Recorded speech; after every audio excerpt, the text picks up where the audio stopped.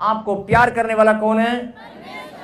लेकिन जब इंसान बोलता है कि मुझे अभी आशीष नहीं मिली, मेरा रास्ते नहीं खुले, मेरे बच्चे काम नहीं कर रहे हैं, इसका मतलब आप परमेश्वर के रिश्ते को ठीक से पहचान नहीं पाए।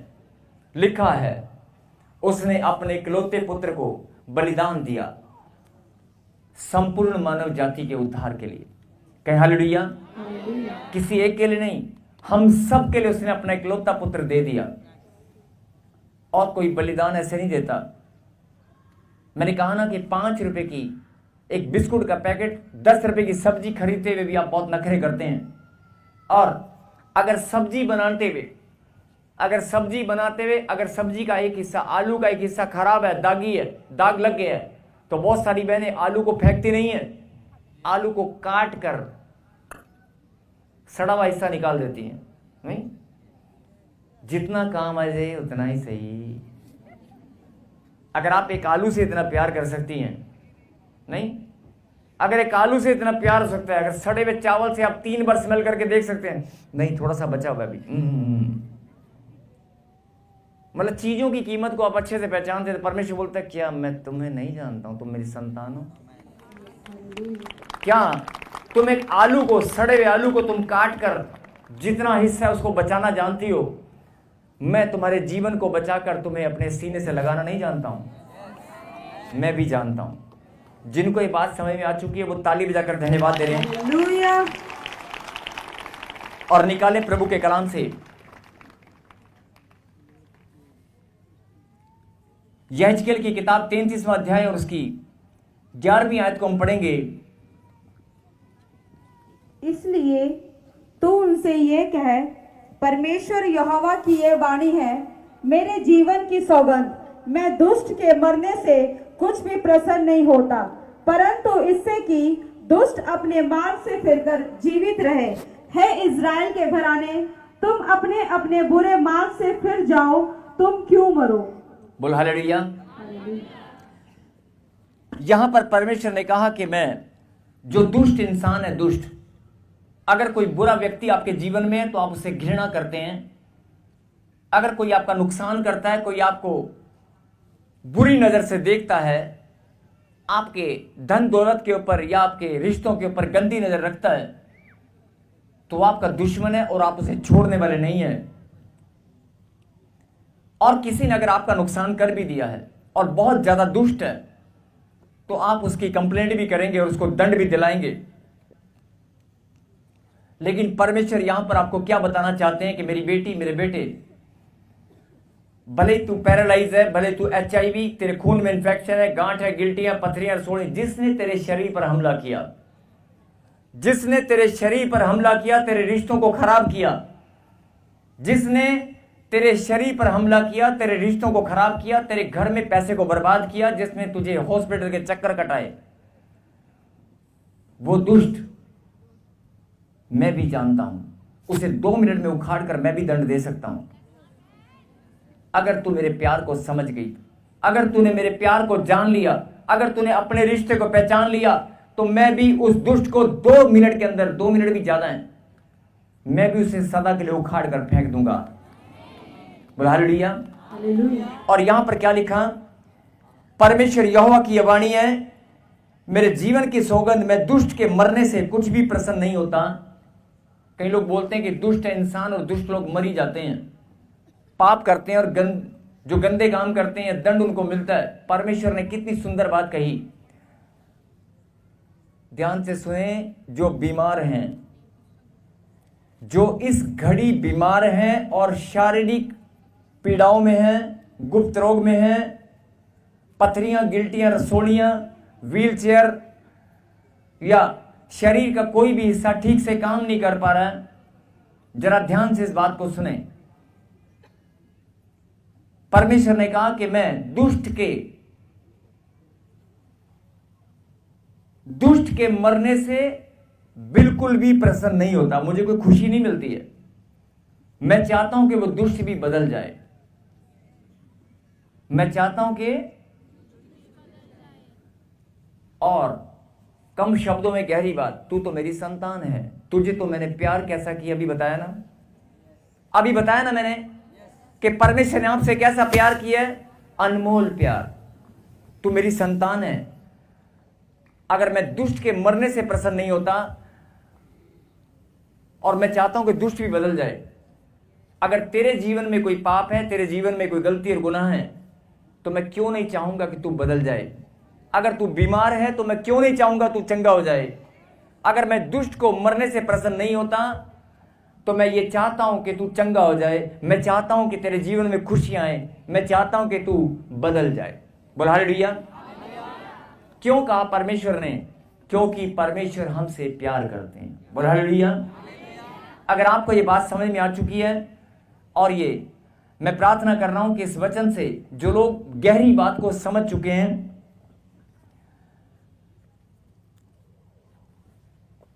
और लिखा परंतु इससे कि दुष्ट अपने मार्ग से फिरकर जीवित रहे। परमेश्वर किसी के मरने से प्रसन्न नहीं होता है, बल्कि मन फिरा ले और जिंदा रहे। अगर दुष्ट के लिए परमेश्वर इतनी बड़ी बात बोल रहा है, तो आप तो परमेश्वर की संतान हो।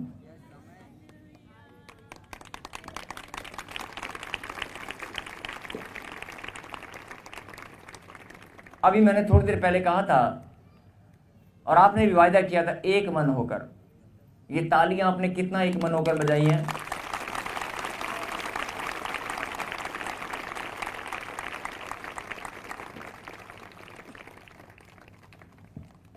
बहुत सारे लोगों को शायद समझ में नहीं आया।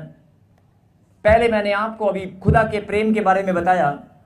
आप चीजों से कितना प्यार करते हैं, परमेश्वर आपको कितना प्यार करता है, आपको समझ में आया कि नहीं? आ गया? अगर आपको अपनी वैल्यू आज पता चल गई है, पता चली कि नहीं? अगर आपको अपनी वैल्यू आज पता चल गई है कि मैं परमेश्वर के लिए अनमोल हूं, वो मुझसे प्यार करता है। अगर आप अपने बच्चों को प्यार करते हैं, तो आप उनको पीड़ाओं में, दुख में, तकलीफ में, बीमारियों में देख सकते हैं। यही बात परमेश्वर समझाना चाहते हैं कि मैं भी तुम्हें दुख और तकलीफ में, प्रॉब्लम में, समस्याओं में नहीं देख सकता। मैं आपसे प्यार करता हूं। बोला हालेलुया। और जो लोग दुहाई देते हैं, जो लोग रोते हैं कि परमेश्वर मेरा नंबर कब आएगा, मेरा घर कब बनेगा, मैं भी तो बड़े लंबे समय से प्रार्थना में आ रहा हूं, मैं भी यहां पर उपवास और प्रार्थना करके आया हूं, मैं भी बड़े टाइम से यहां पर आकर 10-15 बार मैंने चक्कर लगा लिए, लेकिन मेरा नंबर नहीं आया, मुझे कोई चंगाई नहीं मिली। अगर आपके मन में दुविधा है, आपके मन में शंका है, तो आज अपनी शंका को निकाल कर फेंक दें। अपनी दुविधाओं को आप फेंक दें। अपने विचलित मन पर आप ध्यान दें। आपका जो हृदय विचलित है, उसे आप एकाग्रता की ओर मोड़ लें। बोलो हालेलुया। आपका हृदय अगर विचलित है, दुविधा में है, समस्याओं में, दिमाग में कोई टेंशन है, तो आज आप वो टेंशन को निकाल दें। अगर आप आज नहीं निकाल पाएंगे, तो शायद कभी नहीं निकाल पाएंगे। इतनी सुंदर बात परमेश्वर ने आपको बताई है कि मैं तुझसे प्रेम रखता हूं, करता हूं। बोला आमीन। और जैसे आप अपने बच्चों को प्यार करते हैं, मैं भी करता हूं। मैं भी आपको दुखी नहीं देख सकता। मैं आपको हमेशा मुस्कुराता हुआ, खेलता हुआ, कूदता हुआ, आनंद के साथ देखना चाहता हूं, बढ़ता हुआ। बोलो आमीन। और लिखा है कि मैं दुष्ट के मरने से नहीं, परंतु इससे कि दुष्ट अपने मार्ग से फिरकर जीवित रहे। हे इज़राइल के घराने। इज़राइल का घराना कौन है? मैंने कहा था एक मन होकर बोलना है। एक मन होकर, एक मन होकर। इज़राइल का घराना हम हैं। परमेश्वर के संतान हम हैं। आपके बराबर वाले बाजू भी नहीं उठा रहे हैं। फिर से कहें, परमेश्वर के संतान हम हैं। अगर इज़राइल का घराना आप हैं, परमेश्वर के संतान आप हैं, तो परमेश्वर आप ही से बात कर रहा है। तेरे आप ही से, बहन, भाई, बेटे, बेटी, जितने भी लोग यहां बैठे हैं, परमेश्वर आप ही से बात कर रहा है। क्या आपको खुदा की बात समझ में आ रही है? मैं दुष्ट के मरने से प्रसन्न नहीं होता। मैं चाहता हूं कि वो जीवित रहे और अपने मार्ग को बदल ले। वो अपना मन फिराए और जिंदा रहे।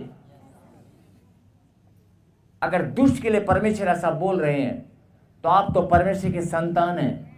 तो आपको परमेश्वर कैसे पीड़ाओं में, दुख और तकलीफ में देख सकते हैं? आपको बात समझ में आ रही है? अगर समझ में आ गई है तो फिर सुने। लिखा, हे इज़राइल के घराने, तुम अपने अपने बुरे मार्ग से फिर जाओ। तुम क्यों मरो? मतलब कि तुम क्यों मरो, या तुम क्यों विपत्ति में पड़ो, या क्यों किसी प्रॉब्लम में फंसो। मैं भी तुम्हें प्रॉब्लम में या विपत्ति में नहीं देख सकता। बोला हालेलुया। जिनको ये बात समझ में आ चुकी है, आ गई है कि परमेश्वर आपसे कैसा प्यार करते हैं और वो आपको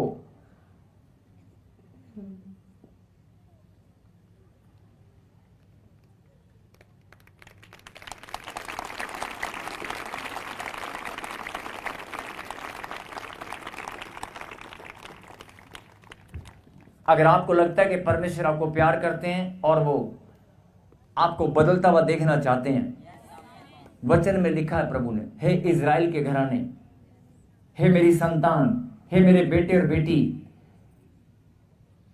एक सवाल मैं आपसे करना चाहता हूं, क्या आपको लगता है कि परमेश्वर ने आपको चुना है? झूठ मत बोलना।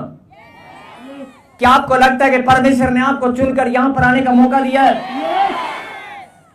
लास्ट एंड फाइनल कॉल, दोबारा झूठ मत बोलना। क्या आपको लगता है कि परमेश्वर ने आपको चुनकर यहां पर बुलाया है?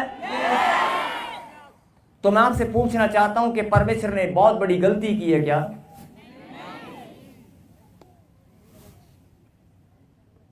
पीछे वाले, लेफ्ट एंड राइट, ऑनलाइन वाले, अगर परमेश्वर ने आपको चुना है, क्या उसने कोई गलती किया है?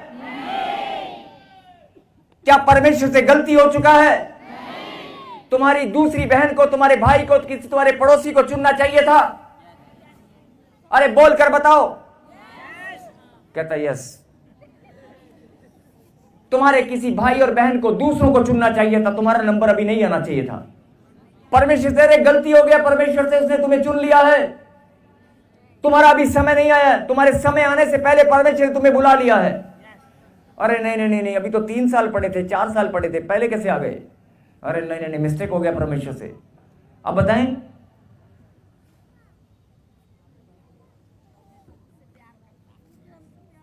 जो जिंदा हैं वो ताली बजाकर धन्यवाद कर रहे हैं। जो यहां पर मौजूद हैं,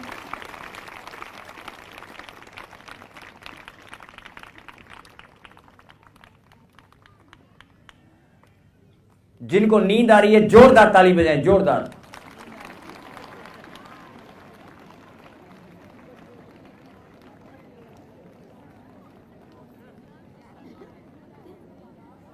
कहीं हालेलुया। जिनके कान बंद हैं, जोरदार ताली बजाकर प्रभु को महिमा दें, जोरदार जोरदार जोरदार, शाबाश। ये कान बंद है, इनके काम नहीं बोला मैंने काम बंद नहीं बोला है, मैंने कहा कान बंद है, कान।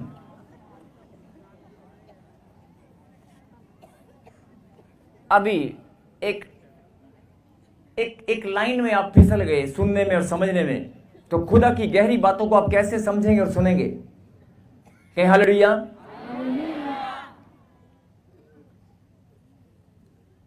मैंने कहा कि खुदा ने बहुत बड़ी गलती की है आपको यहां बुलाकर।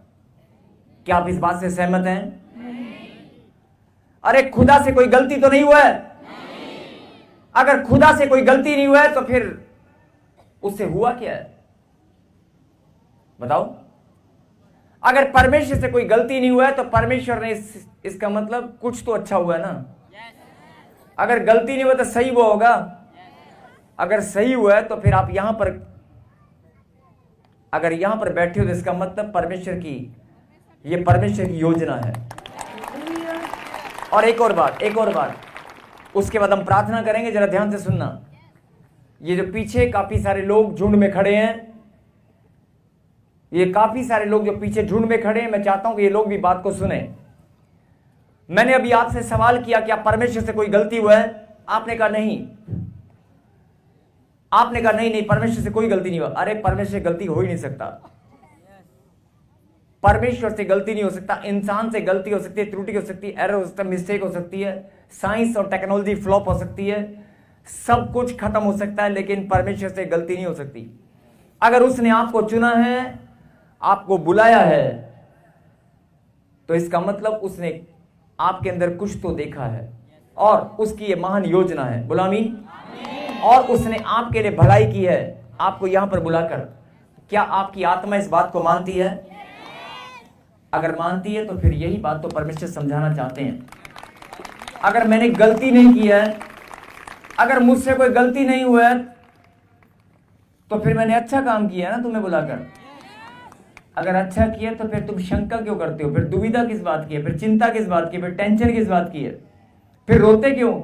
मेरा नंबर नहीं आया, मेरी गवाही कब बनेगी, नहीं मेरी बीवी ठीक कब होगी, फिर रोते क्यों? केवल परमेश्वर पे भरोसा रख। अगर उसने तुम्हें, अभी आपने खुद कहा ना कि परमेश्वर से गलती नहीं हुआ है, आप सबके सब बोल रहे हैं, सबके सब बोल रहे हैं ना। अगर परमेश्वर से कोई गलती नहीं हुआ है तो इसका मतलब उसने अच्छा किया ना। तो अच्छा किया तो फिर उसका रिजल्ट भी आपको मिलना चाहिए। अगर परमेश्वर ने आपके लिए भलाई की है और अच्छा किया है तो उसका रिजल्ट, उसका प्रतिफल भी आपको मिलना चाहिए ना। लेकिन अगर प्रतिफल आपको नहीं मिला तो इसका मतलब आप परमेश्वर के प्रेम को अभी तक जान नहीं पाए हैं। इसका मतलब परमेश्वर के प्रति आप अपने रिश्ते को पहचान नहीं पाए हैं। अभी भी बहुत सारे लोग हालेलुया के नारे लगाते हैं, बहुत सारे लोग चर्च में आते हैं, भेंट और दशमांश को बोते हैं, बाइबल उठाते हैं और पढ़ते हैं, बड़े प्रार्थना योद्धा हैं, लेकिन जब बात परमेश्वर के प्रेम की आती है तो सबसे पहले वही चिल्लाते हैं, ए खुदा, अगर तूने मुझे देना नहीं था, अगर तूने मुझे संतान नहीं देनी थी, 14 साल हो गए, 10 साल हो गए, तो मुझे चुना ही क्यों है? बहुत सारे लोग ऐसे परमेश्वर पर ही दोष लगाते हैं। बोला हालेलुया। अपने दोष लगाना बंद करें। अपने जीवन में जो गलतियां, गुनाह, जो भी पाप हैं, जो भी आपके सोच के द्वारा, मन के द्वारा कोई भी, या आप आत्मिकता में कमजोर हैं तो अपनी कमजोरी को ढूंढें और उसे उखाड़ कर फेंक दें। अपनी कमजोरी को आप दूर करें, आप वचन उठाएं और प्रार्थना में दृढ़ता के साथ मजबूत बने। बोलो हालेलुया। और यही परमेश्वर चाहता है। अगर तू मुझसे प्यार करता है तो मेरे कलाम को उठा, सीने से लगा और इसे ग्रहण कर। बोलो हालेलुया। और जब तू मेरे कलाम को अपने अंदर ग्रहण करेगा तो यह सबसे बड़ा चिन्ह होगा कि तू मुझसे प्यार करता है। बोलो हालेलुया। और जब तू अपने रिश्ते को पहचान लेगा, मेरे कलाम को तू ग्रहण करेगा, पढ़ेगा, सुनेगा, अगर बाइबल को तुम उठाओगे, पढ़ोगे और सुनोगे, इसमें लिखी बातों को मानोगे तो लिखा तुम धन्य हो। और अगर तुम पढ़ोगे तो यह सबूत होगा इस बात का कि परमेश्वर के साथ आपका रिश्ता है। और जब आप, ये लास्ट लाइन है, जरा ध्यान से सुनना, जब आप परमेश्वर के साथ अपना रिश्ता दिखाओगे, जब आप परमेश्वर के साथ अपने रिश्ते को आप दिखाएंगे, बताएंगे, जो विरोध में है वो डर कर अपने आप भाग जाएगा। समझ में आ गई? अगर आप 4-5 लोगों ने आपको सड़क पर घेर लिया है और वो आप पर हमला करने वाले हैं, आपके धन को, आपकी बाइक को, या आपके पैसे को, आपकी गोल्ड की चेन को या रिंग को छीनने वाले हैं, आपको मालूम हो चुका उन्होंने आपको घेर लिया है, लेकिन उसी टाइम आप तलवार या कोई हथियार आप निकाल लें और वो निहत्थे हो, तो वो भाग जाएंगे कि नहीं? तो ये आपका आत्मिक हथियार है। अगर आप परमेश्वर के साथ रिश्ता दिखाएंगे तो शैतान भाग जाएगा।